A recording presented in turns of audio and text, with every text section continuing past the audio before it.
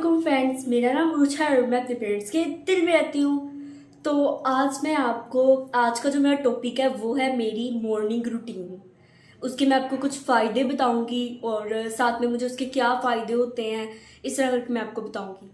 और मेरी ना मॉर्निंग रूटीन शेयर करने का मेरा मकसद ये था कि मैं आपको बताऊं कि इसके अंदर मैं क्या क्या चीज़ें करती हूँ जिसकी वजह से हेल्दी रह लेती हूँ, जिसकी वजह से एक्टिव हो जाता है बंदा और माइंड जो है वो फ्रेश हो जाता है, खुल जाता है इन्वायरमेंट के अंदर। तो ये सब बताने का मकसद है। तो आप सब भी इन हैबिट्स को अडॉप्ट कर सकते हैं।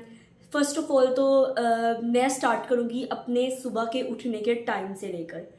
जो मेरा सुबह को उठने का टाइम है ना, वो है 5 o'clock या फिर मतलब ज़्यादातर जो है ना मेरा हो जाता है 4:30 या फिर ज़्यादातर जो होता है 4:30 हो जाता है। और 5 o'clock जिस दिन मैं सुस्त हो रही हूँ उस दिन मतलब हो जाता है 5 o'clock तक चला जाता है उठने का टाइम।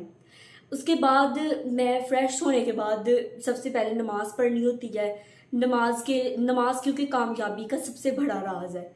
नमाज के अलावा अल्लाह ताला से जोड़ने का जो सबसे ज़्यादा अल्लाह ताला से बातें करने का तरीका है ना, वो है नमाज। उसके बाद कुरान पाक की तिलावत और फिर इस तरह हम मॉर्निंग वॉक पर चले जाते हैं। हमारी फैमिली मेरी दूसरी मतलब मेरा भाई जो है और मम्मा पापा वो भी इसी टाइम पे उठते हैं और साथ में हम नमाज पढ़ते हैं, साथ में तिलावत करते हैं कुरान पाक की और फिर मॉर्निंग वॉक पर चले जाते हैं। और बाज़ औक़ात जिस दिन हम लेट हो जाए उस दिन हम मॉर्निंग वॉक की बजाय हम इवनिंग वॉक करते हैं, मतलब शाम को हम चले जाते हैं।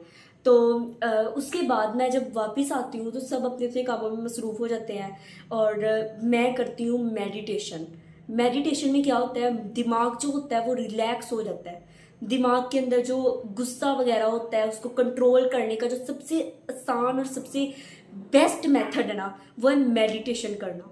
इसके अंदर इंसान अपने आप को काम करता है, अपने दिमाग को अपनी मतलब सारी सोच आती है, गहरी सांस लेता है, अपने ऊपर जो गुस्सा होता है, दूसरों के ऊपर गुस्सा होता है, उसको निकालने का ना बेस्ट मेथड जो होता है ना वो मेडिटेशन है। मेडिटेशन में मतलब दिमाग का जो गुस्से वाला काम है ना वो ख़त्म होके शांति वाला काम शुरू हो जाता है। और उसके बाद बाज़ औक़ात ना मेरा भाई जो है ना अली, वो बाज़ औक़ात ना मुझे कहता है कि आपी मैंने भी आपके साथ मेडिटेशन करनी है।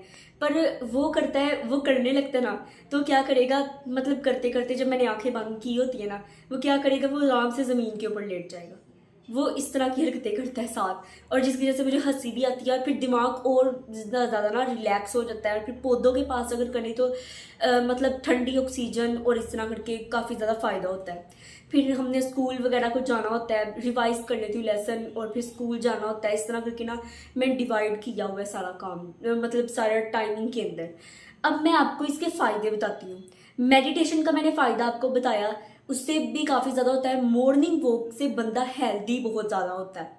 जिस दिन मुझे मतलब मॉर्निंग वॉक पे ना जाऊँ तो मॉर्निंग वॉक की जगह ना मैं एक्सरसाइज भी शिफ्ट कर लेती हूँ, क्योंकि मैंने अपने व्लॉग्स में भी आपको काफ़ी दफ़ा बताया हुआ है कि मतलब एक्सरसाइज के फ़ायदे, मॉर्निंग वॉक के फ़ायदे, साथ में मेडिटेशन के फ़ायदे काफ़ी बताए हुए हैं। और मेडिटेशन से तो दिमाग काफ़ी ज़्यादा ना मतलब रह लेता है, मतलब मैंने अभी आपको बताया ना जैसे कामनेस आ जाती है हमारे दिमाग के अंदर और रूह को थोड़ा सा सुकून मिलता है पौधों के पास भी।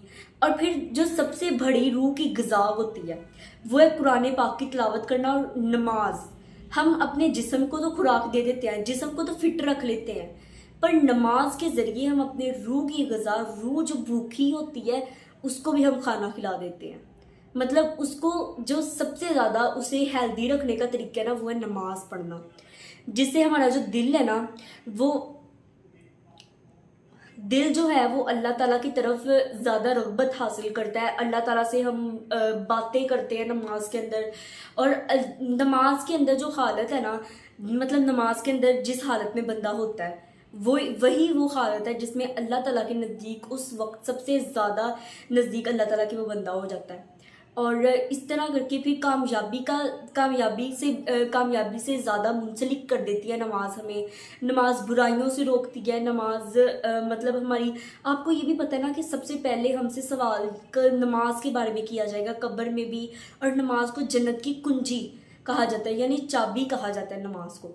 जब तक हमारे पास घर की चाबी नहीं होती तब तक हम घर का दरवाज़ा कैसे अनलॉक करेंगे। तो इसी तरह जब हमारे पास जन्नत की चाबी नहीं होगी तो हम जन्नत को कैसे अनलॉक करेंगे, मतलब हमारे घर को। तो इसीलिए सबसे ज़्यादा जो बेटर है, मतलब हमें नमाज के बहुत ही ज़्यादा फ़ायदे हैं, दुनियावी और दीनी भी फ़ायदे हैं। जब इंसान सजदे पहले खड़ा होता है ना, वो गुनाहों का बोझ लेके खड़ा होता है। फिर जब वो जाता है ना मतलब रुकू में जाता है तो गुनाहों का बोझ उसके सर पे आ जाता है। फिर जब वो सजदे में जाता है ना तो वो गुनाह जो होते हैं ना आहिस्ता आहिस्ता करके ऐसे बिल्कुल ऐसे ज़मीन के ऊपर गिर जाते हैं। जैसे जैसे इंसान सजदे में जाता है ना वैसे वैसे उसके गुनाह भी गिरते जाते हैं।